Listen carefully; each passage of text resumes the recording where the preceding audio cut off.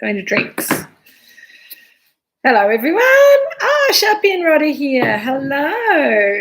Hi, guys. Hi, everyone. Had a little technical issue there for a minute, but I think we're okay. Hope you can all see me and hear me and ready for a drink. Good to see you, Sharpie and Rod. Welcome back. We missed you. Jeff, lovely to see you checking in from sunny London. Good morning. I hope you've got some wine to go with your Weetabix. Hello, Nigel. How are you going? See, I got it right. Finally, Rob and Deb. Hi, Craig. How are you? And Karen and Joan. Hi. Greg and Haley. How you doing? Yes, Jeff went just for the Jubilee, off to see the Queen. Happy birthday, Mum. Or whatever it is. No, happy, however long you've been the Queen for. Brigitte and Anthony, hello, how are you? Cotty and John, g'day. Well, that was all very exciting. My computer decided to disconnect from things and then reconnect. So it seems to be working. Hello, Jackie, how you going? I got back. Oh my goodness, Queensland and New South Wales was an amazing trip. So busy. They didn't give me a lot of time. Sorry, just rearranging my jumper, my hair. I'm not very organised today. Hello, hello, Kay. Sorry, I also can't speak. I'm absolutely exhausted, but it's awesome to be home. I had a great time in Brisbane and up the Sunshine Coast and down the Gold Coast to northern New South Wales. It's fantastic. And, nice to be home. Although it is a little bit colder here than it was up there. It was, wasn't it, Brigitte? It was really lovely.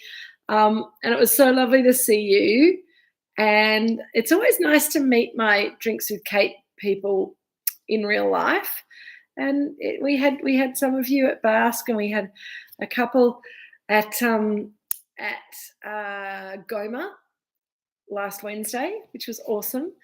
And I hope you all enjoyed my special guest appearance at Brenton and his family's home last week, which is fun. Hello, Alison and Andrew. Lovely to see you. Well, it's been a long week. It's a cold night here at Moorooduc. Got the fire on. Got the dogs around me, keeping an eye on me, making sure I don't whiz off on an aeroplane anywhere else for a little while. Jeremy is at home with his family with the flu, and Nigel's at home with his family at different stages of COVID, I think. So I hope everyone out there is keeping warm and feeling well, or at least getting better. Pinot with your bacon and eggs. Yes, absolutely. Jeff promised he was going to. Sam and Jeff have got the duck and prune terrine. Excellent work. Hello, Shell and Andrew. Comfort food, homemade, also boiling names. Needed drinks with Kate more than usual this week. Me too. I think, well, I don't know about you guys, but the spicy cough, Pete. How you going? Yes. It's been a huge week. Beef Wellington, yum. I don't have anything yet, but I've got some nice wine. I've got a decanter and I've got a Pinot Noir glass. A Peking duck tonight, yum. That would be delicious. Okay, Joan's got the homemade dumplings going on. Good work, Joan. I do have to come to New South Wales and annoy you guys at some stage. I agree, Nigel. The old whole bunch Pinot to keep the spicy cough at bay. Very much what we're looking at tonight. Garden Vineyard 2015. There you go. I hope that Sue and Daryl are on or will be on soon, because this is the fruit from Sue and Daryl's vineyard, and it's always lovely to drink wine that comes from vineyards of friends. Isn't that fun? So 2015. A lovely vintage. It does smell good, doesn't it? I'm going to get it in my decanter and in my glass really quickly, and then I'll tell you some stories. So let's get this happening. Daryl and Sue are there. Hello. Let's get this wine open. Yeah, good old crack Had to bring it up to temperature. I know, Cotty. It's chilly out there. Nigel got these out of the cellar this morning, and they're a little bit chilly as well. So I'm just going to give this a little quick decant because I think it is better with just a little bit of air in it. Look at that colour. Isn't that beautiful? Brick garnet, I like to call that. Medium brick garnet for the WSET students out there.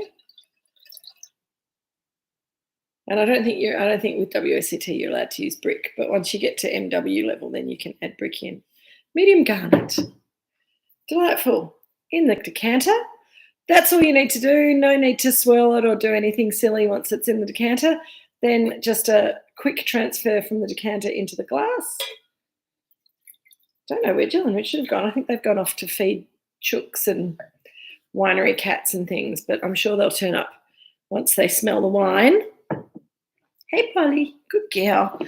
The licorice notes. Oh, I bet, Shell, licorice notes in the Pinot are having a great time with the fennel and the bolognese. I think that's right. This wine for me has got all sorts of lovely spicy herbal notes. And I think with that little bit of extra age, now someone will be able to tell me, Kay perhaps, have we done this one before? I don't think we've done the 2015 garden vineyard before, but we may have. If we have, it's a good one to come back to. If we haven't, then it's about time. Ridiculously yummy. Thank you, Craig. No? Is that you, Nigel, saying that we haven't done the 2015 garden before? Checking. Thanks, Kay. Kay's my fact checker tonight, as always. Get rid of that.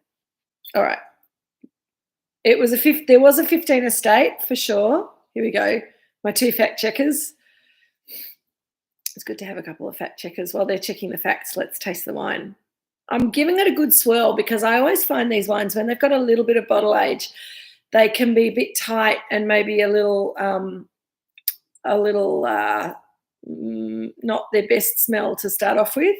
So a bit of air helps to bring that forward. And there it is. Oh, beautiful. I think this wine has got a really lovely combination of aromatics. Shell talked about the licorice notes in the Pinot, and it does have quite a lot of black licorice going on there. It's also, and I think it's got a little bit of kind of fennel note as well to it. There's a little bit of a herbal note, which is still a bit licoricey, a bit spicy, but really, really lovely. It reminds me a little bit of Campari. You get that kind of those Campari herbs and that lifted. No, I don't think we've done it before, Kay. I think this is a new one for the Drinks with Kate team. So even if you've been with me from the very beginning, I don't think we've tasted this wine together before. So cheers. It's getting harder to find new wines for you guys apart from the new releases.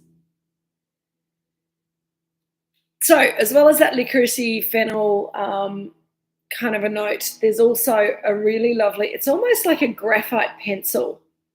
It's really savoury, and that's all kind of wrapped around that lovely core of cherry fruit that's still there.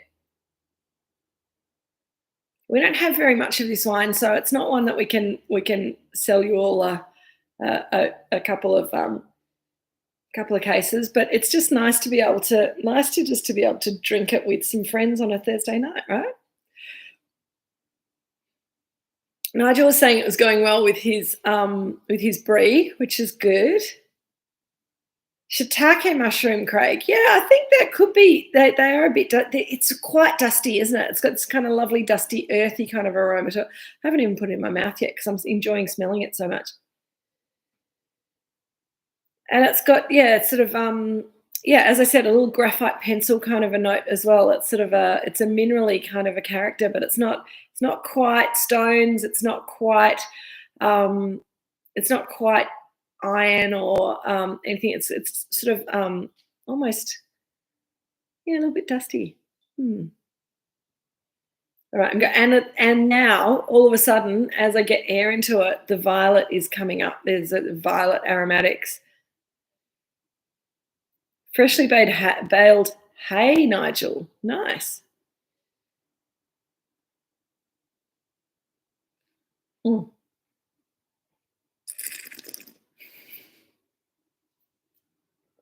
I think, Cotty, it will be fabulous with your Boeuf Bourguignon later tonight. Absolutely. The thing that hi, Jill. Look, here's Jill. Hi, Jill. It's cold out there. How's the cat? Yeah, she's good. No, good. She wants me to come in, but No, got to go and have a drink with Kate. Absolutely. You have to get your own glass because I was running a bit late this evening after everything. Anyway, what was I saying? Ah, yes, the flavours. The flavours. On the palate, it's got this wonderful concentration, and more so on the palate than on the nose. That dark cherry fruit, almost like dark cherry jam or cherry liqueur or something like that. And then it's all surrounded by those lovely herbal notes again. It's really opening up gorgeously. And then there's raspberry notes as well. The fruit's coming forward really beautifully on this wine, and the perfume. And those herbal notes are kind of dropping away as the air gets into it. Mapo tofu with shiitake and pork. That would be delicious, Alison. I think that would be beautiful. Drinks with Kate Beanie next, Craig. I think that could be a very good idea. I was wondering what our next bit of Drinks with Kate merch would have to be. And we do have we've got some T-shirts that we got printed, which I've been meaning to tell you about for a week or two. So there are now some Drinks with Kate T-shirts. I'll model one next week for you. And I think there's a couple of you who were quite keen to get hold of one when Craig, you've already got your T-shirt, so you're way ahead of the pack. But we got a few more printed because they were pretty popular. So perfect wine for a cold, wintry night. I reckon it's got, as it warms up, as the air gets into it, it gets the licorice over here and the raspberry notes over here come together to make a little raspberry licorice kind of happy place for me. There's almost a chocolatiness in there as well, which I think is rather delicious. Sort of almost like a really high quality milk chocolate. Going down well with the beef Wellington. I bet it's delicious, Kay. That sounds like a gorgeous match.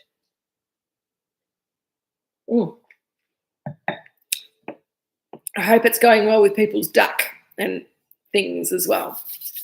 So the other thing that I find really intriguing about this wine is because of the whole bunch, the tannins are really fine grained, but really intense. They're really mouth coating. And when the garden vineyard Pinot is young or first released, often it looks a little astringent because of those tannins being so intense, as well as those herbal notes coming from the stalks. But with this little bit of age, it's a 2015, so it's 7 years old now. That little bit of age is has allowed the fruit to come forward and the tannins to sort of just soften out and just be really beautifully mouth coating in a gentle way, which I think is gorgeous. Truffle cheese would be good, Alison. I bet that would be really yummy. There's actually, as I said, I wasn't very organised tonight. There's some cheese over on the other table, which I should have dragged over here. But as you know, I'm not very good at eating and drinking and talking at the same time. Talking and drinking is about all I can. Those two things, that's enough, really, isn't it? Surely.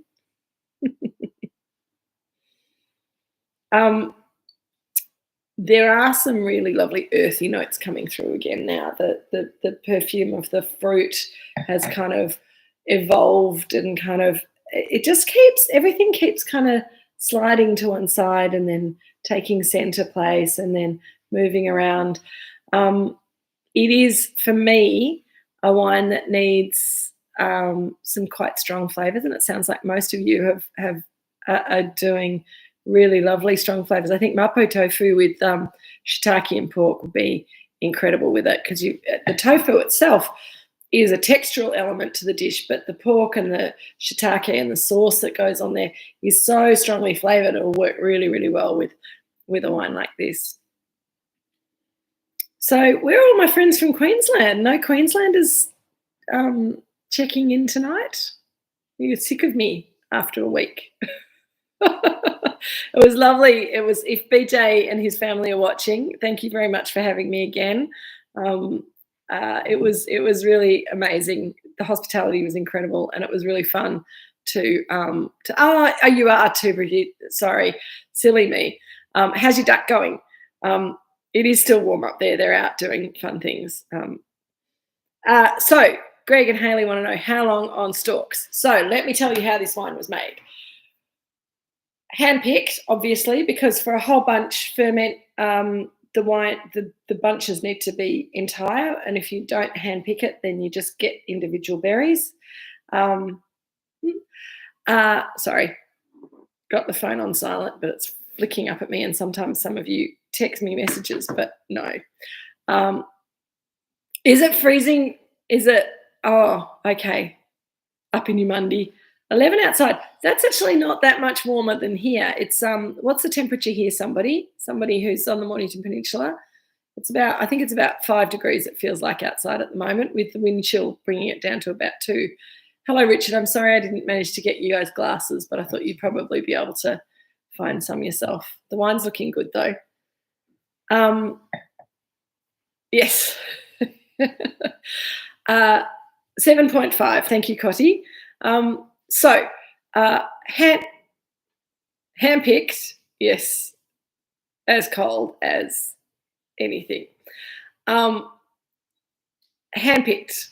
Whole bunches went into the fermenter. So we use stainless steel fermenters, 1 and 2 ton stainless steel fermenters. Whole bunches went in into the fermenter and were put very gently in there. So there'll be a little bit of juice in the bottom of the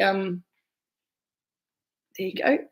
A little bit of juice in the bottom of the fermenter, but mostly the juice is still in all the berries, and the berries should be mostly untouched. So we get some carbonic maceration in the early phases of fermentation, which means carbonic maceration is a thing that happens inside the berry without the effect of oxygen. So we put some CO2 over the top of the grapes and we seal the fermenter up.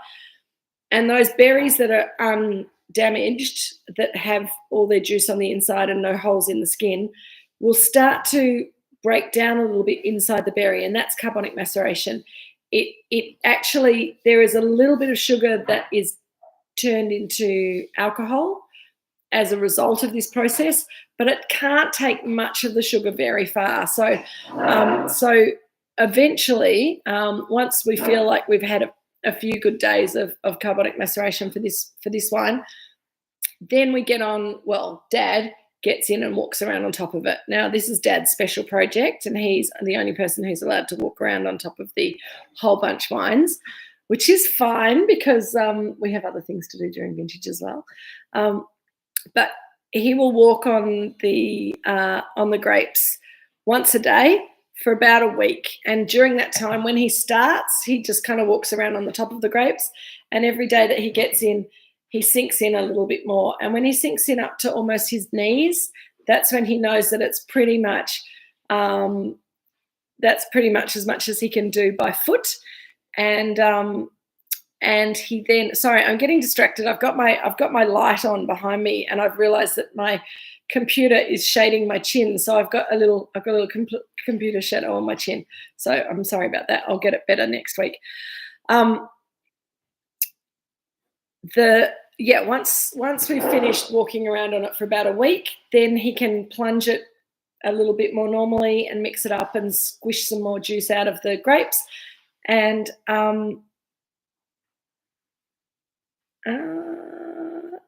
different fruit, Craig.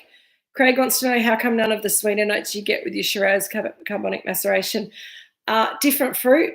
Shiraz is naturally sort of sweeter, and probably this wine probably had a little bit less time in 2015, probably a little bit less time doing the carbonic maceration before we started breaking it down than the Shiraz, the current release Shiraz. So that's probably the reason, Craig. But it's just, Shiraz and Pinot Noir behave quite differently with whole bunch ferments.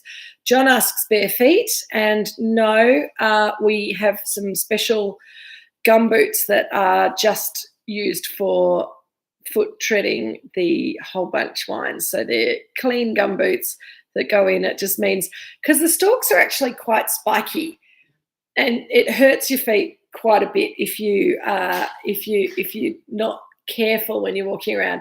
So having the gumboots, then it just protects the little toes a little bit.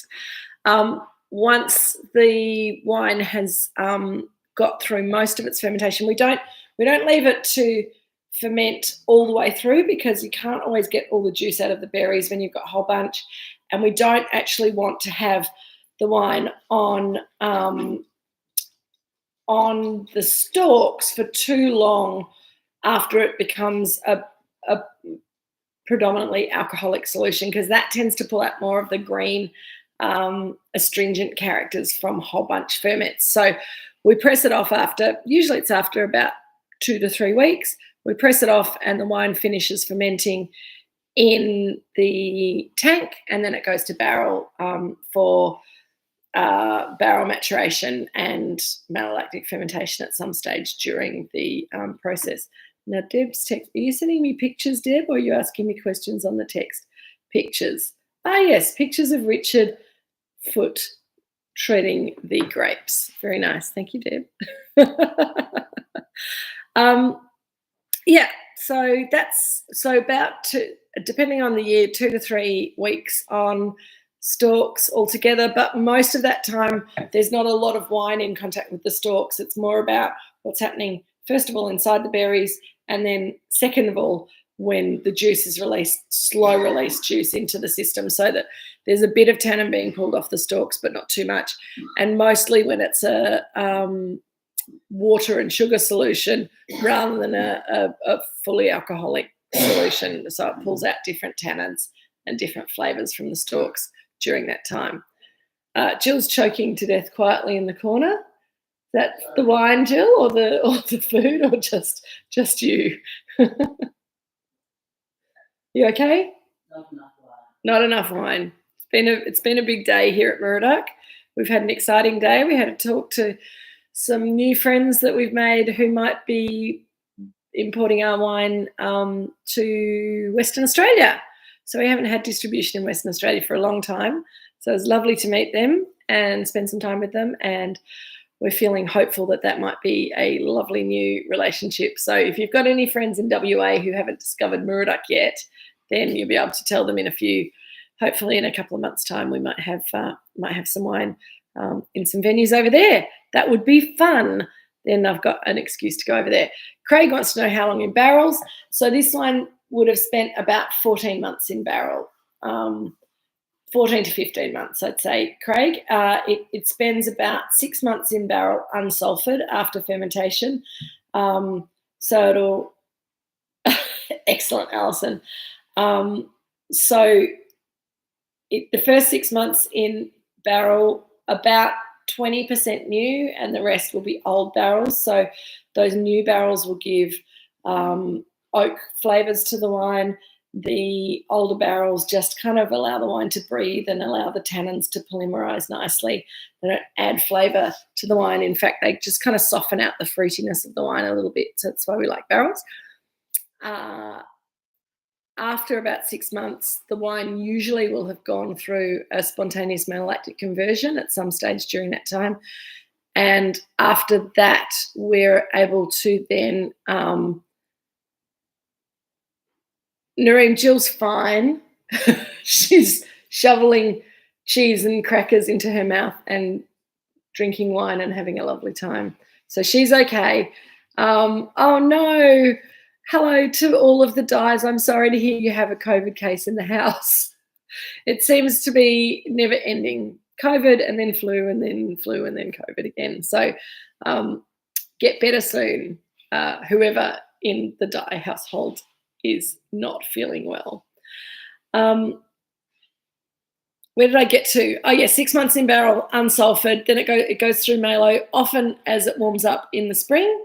And then once the malos are fully gone through, have fully gone through. So I can't speak tonight. I'm so sorry, everyone.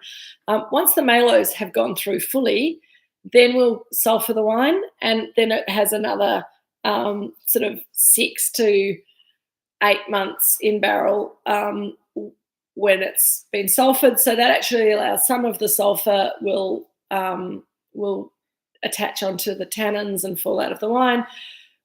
We've talked about tannins polymerizing before, but just in case you weren't listening last time or you missed that session, the tannins, as they sit in solution in the wine, when it's allowed to kind of breathe a little bit, then the tannins will kind of be attracted to each other, and they'll stick together, and they'll make longer and longer chains of tannins, which makes the tannins smoother in the wine, but it also means that the really chunky tannins actually fall out of solution into the bottom of the barrel, and they don't end up in the finished wine. So that's why red wine that's had a longer time in barrel, particularly if it's a highly tannic variety like Cabernet or Nebbiolo, they tend to have longer in barrel to allow the tannins to soften out a little bit, because once they're in the bottle, the tannins take a lot longer to soften than they do in the barrel.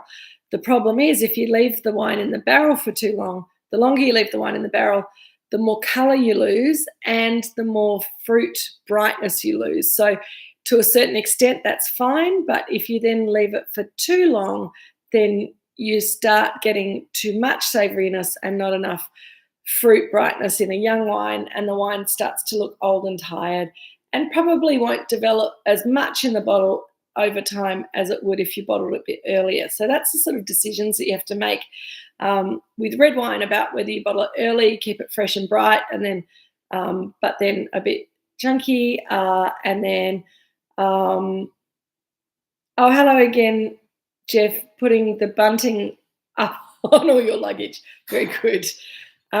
Kay, why is there sulphur? There are lots of folks who can't seem to tolerate it. Well, Kay, sulphur is a fantastic preservative. It's also a fantastic antibacterial product, and it's something that's used in almost all winemaking. There are some people who make wine that has minimal sulphur additions or no sulphur additions, and that wine often wants to become vinegar faster than wine that has had some sulphur in the winemaking. If you're not using too much sulphur, and we use just the right amount, not too much, not too little, it's very much within the safe zone for most people. A lot of people think they can't tolerate sulphur, but it's actually something else in the wine. Sometimes it's the alcohol. If you drink too much alcohol, it'll give you a headache, and that's got nothing to do with the sulphur.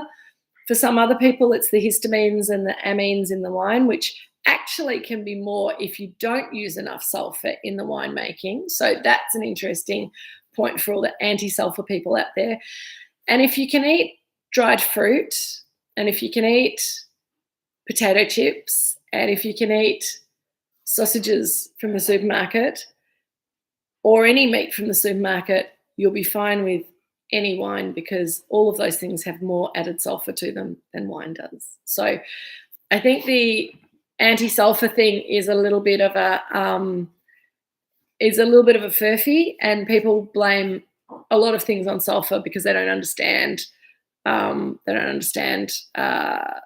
what's going on, and it's easy to blame sulphur because sulphur gets mentioned on the back of the label, because it is something that if you have too much of it, it can make you feel quite unwell, and it's bad for people with little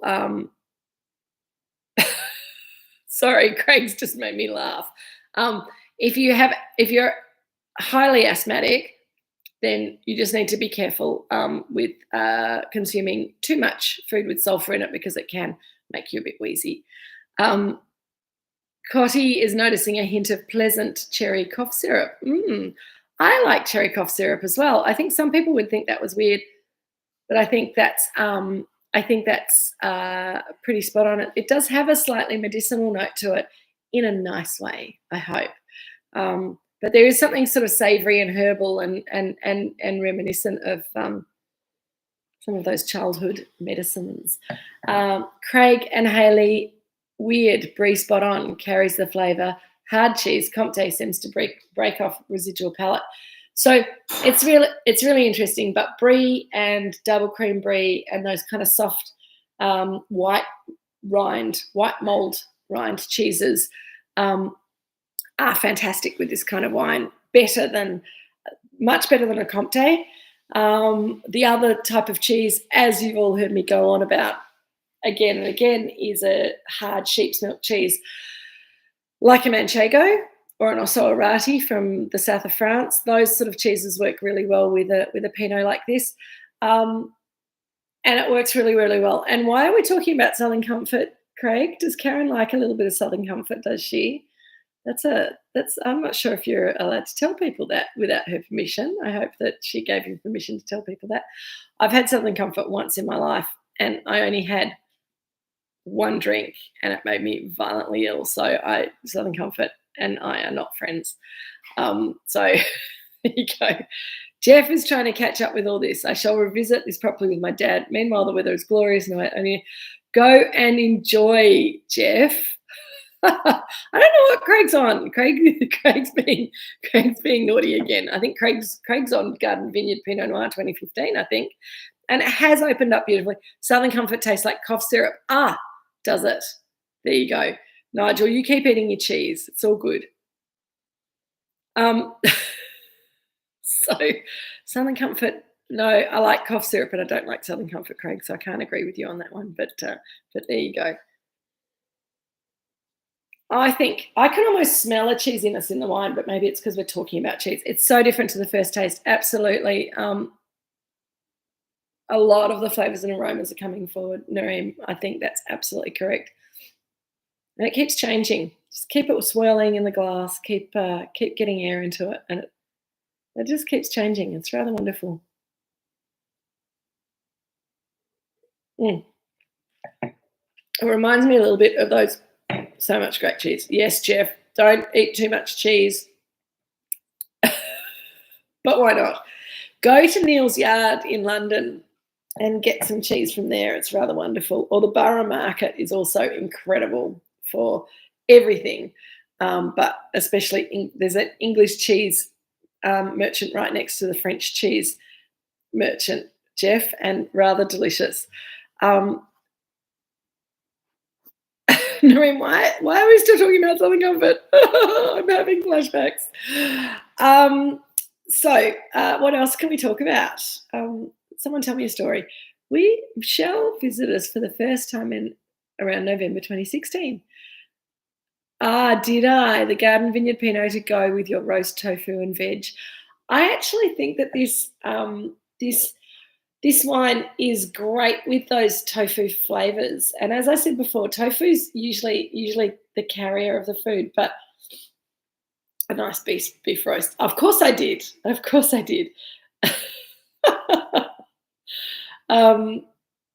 But yeah, I think, tofu, roast mushrooms, other roast veggies. I think in my email that I sent you on Monday, I suggested that maybe you just did a whole tray of roast veggies, because I think this wine is fantastic with sweet potato and parsnip and even a bit of celeriac and things like that. It's going to work really, really well if you roast them up nice and crispy with some salt and pepper and maybe some garlic in the bottom of the tray, so it goes nice and squishy and roasted. It'd be really delicious. Scotch eggs at the Borough Market. Yes, Jeff, I did too. Brigitte wants to know what are some of the more unusual food matches with the Pinot. Oh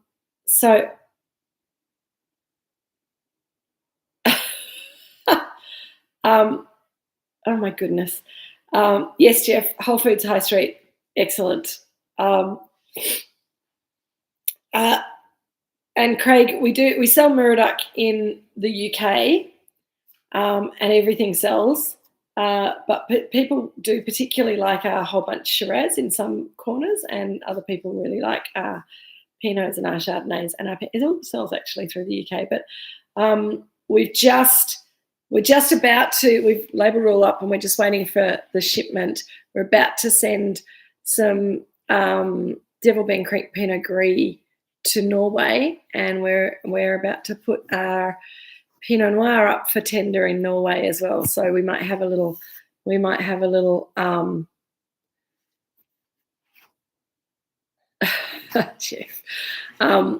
little bit of a niche market in Norway for our wines as well. So back to the unusual food matches for Pinot.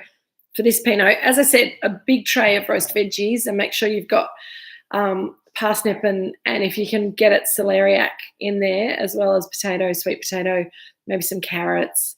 All of those things roast up really beautifully and work really, really well with these flavours.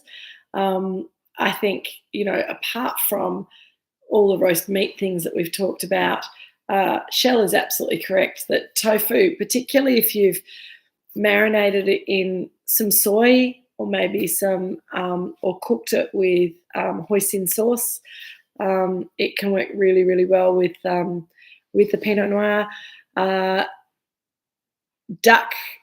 Peking duck, so duck in pancakes with hoisin sauce as well is amazing with this wine. Not very unusual. Unusual matches is hard. We did do chips the other day, didn't we, guys? And I think that your barbecue chicken chips or your mushroom chips would go very, very, very well with this Pinot. But also, I do think that just a really nice soft cheese and maybe some cured meats is a really nice, safe thing to go with this wine. But also for what can I think of that's unusual? Anything that you can think of, Jill, that's unusual to go with this Pinot Noir? No. Quail that has been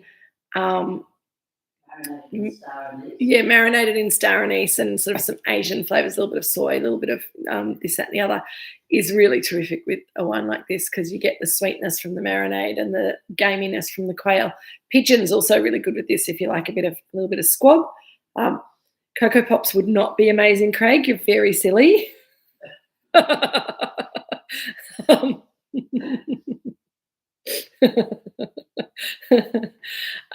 But Kay is also saying if we can't buy more of this, then the other Moorooduc Estate Pinot Noirs will be good as well. Thank you, Kay. I'll have a little look at my stash, but I'm pretty sure that we don't have much of a stash. Nigel and I will put our heads together over the next couple of days and see. Not pigeon, no. Pigeon is good. Don't eat the pigeon that's walking around the streets. It has to be especially bred in France for eating. What else? The other thing that works quite well with not this Pinot, but our Robinson Pinot is Barramundi, which is weird. No, Nigel, that's a terrible reg with Pinot. Absolutely not. Reg with Pinot. Absolutely not. But that's the sort of thing I'd expect to hear from a New Zealander. Because my mother once was given a pile of magazines about poultry care from New Zealand, and no, she's not speaking to you now, Nigel. You're in all sorts of trouble. But she got given these magazines about caring for poultry that came from New Zealand. I'm not sure who gave them to her, but we were leafing through them and we found a recipe for sweet and sour peacock because New Zealanders like to eat everything, don't you guys? Crazy. What's Reg? Nareem, Reg is the peacock who lives here and has lived here for a long time, and he would be very tough anyway because he's old. And what the recipe said, that to make a peacock taste good for eating, you have to cook it for what was it? It was cook it for like 5 hours and then an extra hour for every year of age it had. So Reggie's about at least 15 years old, so you'd be cooking them for about 20 hours before you could add your sweet and sour sauce to that dish. So I think we'll let him just keep wandering around. Yes, so Kay's picking up desserty kind of smells. And Kay, people always try and match dessert to this one because it's got that sweetness of it's got that kind of that candy nose. I get a sort of those chewy red sticks. They're called red Redskins. I'm not sure if we're allowed to still call them Redskins anymore, but that's what they used to be called when I was a kid. And it smells like that. And a bit of raspberry licorice. But berry crumble, you'd have to make your berry crumble quite savoury. What can work really well with this is if you're having cheese, you could do quite a salty cheesecake with a berry top to it, which might work quite well as long as there's not too much sugar in the cheesecake. So it's more like a kind of cheese curd with a berry compote might work with this wine. Or often things like quince paste or cherry jam. The French, I mentioned a cheese called Ozoarati before, and it's a hard sheep's milk cheese from the Pyrenees, I think. And it's really good with the local cherry jam. They'll put, serve a wedge of the cheese and a spoonful of cherry jam there, and you kind of mush that all up together, chop it up, eat it, maybe a little bit of bread. The French don't usually have bread with their cheese either. They just knife and fork with your cheese, and salty sheep's milk cheese with cherry jam is pretty delicious. So a peacock is a symbol of eternal living. What? Greg and Haley. Well, our peacock has lasted for a very long time. We don't know how old he was when he arrived here, but he's been here for at least 15 years, and Mum and Dad are probably saying, well, it's more like 20 now. But it's he's doing all right, apart from having a bit of arthritis in his left hock because Frodo took a chunk out of him about 10 years ago. But he survived that, and he is actually can't eat them. I wouldn't eat them, Greg and Haley. I think peacocks are delicious. Oh no, I think they're delightful. Jeff, Cornish red crab with dark meat. With this wine, I don't think so, but go crazy. I think crab's a bit too fishy for this. Barramundi has like that kind of sweet flesh, but a little bit of muddiness as well. Not everybody likes it. Kate's a rock star. Stop it. Reggie's a rock star at Moorooduc, that's right. Yes, to Reg, living many more years. Anyway, I think we've gone on with silly stuff. Barramundi with Pinot Gris. Yep, that can work too, Kate. It's very good. Jeff's sending me photos of, go away. That looks lovely, Jeff. Sending me pictures of Whole Foods in Kensington. Enjoy, Jeff. Have lots of lovely wines, lots of lovely cheeses, have a pork pie for me, please. Do love an English pork pie. I'll be having one of those in September myself if I actually manage to get there. But until then, I haven't looked at what we're doing next week. Has anybody looked forward to see what we're doing next week? I'm going to keep talking while I look down at my own. Good on you, Craig. Thank you. Getting us back on track. Moorooduc Estate. If anyone can tell me before I can tell myself, I'm just looking it up now. Here we go. Scrolling. Oh, my goodness. Here we go. Drinks with Kate. Pack 3. What's in it? The DB. The Devil Bean Creek Pinot Gris. So, 2018 Devil Bean Creek Pinot Gris. That is officially a museum wine, but also we're going to have a bit of a play with spicy food with the Devil Bean Creek Pinot Gris next week. So I'm going to recommend some, and when I say spicy food, I'm going to recommend you'll have some fun, Jeff. It'll be delicious. We're going to do Indian curries, maybe some Moroccan things. I'll send you a couple of recipes on Monday, but feel free to branch out from that. I'm also going to suggest that we go vegetarian. So I know that's going to be very joyous for some of you. You can either just go some pakoras or something like that. It's a bit of Jeff. You can get your Indian takeaway while you're in the UK. Exactly, Nigel. If you don't know what's in the box, nobody does. I just kind of throw you a piece of paper and you pack it up. It'll be great fun. Next week, Devil Bean Creek Pinot Noir, Indian vegetarian. It's going to be awesome. Dal soup would be awesome, dal, and everything else in chickpeas, chickpea masala, anything you like. We're going to have fun. I'll send you some recipes on Monday. Until then, cheers, everyone. Stay warm, stay well, enjoy the rest of your Pinot Noir. It's going to keep changing, so keep swirling, keep tasting if you haven't finished already. Until next week, guys, love you all, and I'll see you then.